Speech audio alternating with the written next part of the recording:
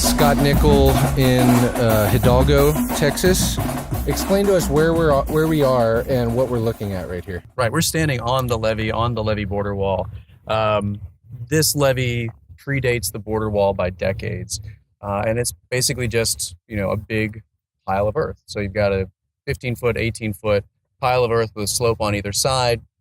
Goes in a line, roughly follows the course of the river, and where they decided to put the border wall into the levee, they carved away the river-facing side of that levee, put in concrete slab, and then where you have a road that goes over it, they put in a gate and they put in these bollards so that people can't just walk over the top of it.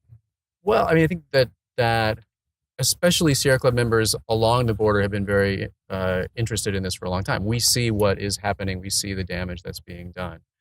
I think that in more recent years, larger parts of the Sierra Club and other environmental organizations see this as well. And a big part of the interest is not just the direct impacts on endangered species and flooding and those sorts of issues, but also the precedent set by waiving laws to do any project. If you can waive the Endangered Species Act for this, you can waive it for anything.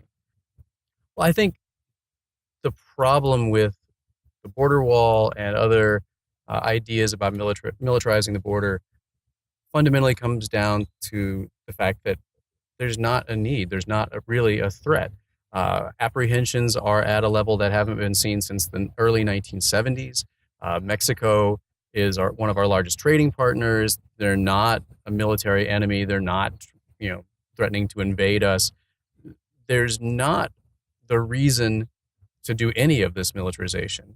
But if people are concerned about the idea that people can come into the United States without passing through proper channels, the way to do that is to strengthen those channels, to pass some form of comprehensive immigration reform and make it so that people can come to the United States, especially refugees, and they can do it in a more orderly fashion, and they're not risking their lives going through the desert in many cases to do it.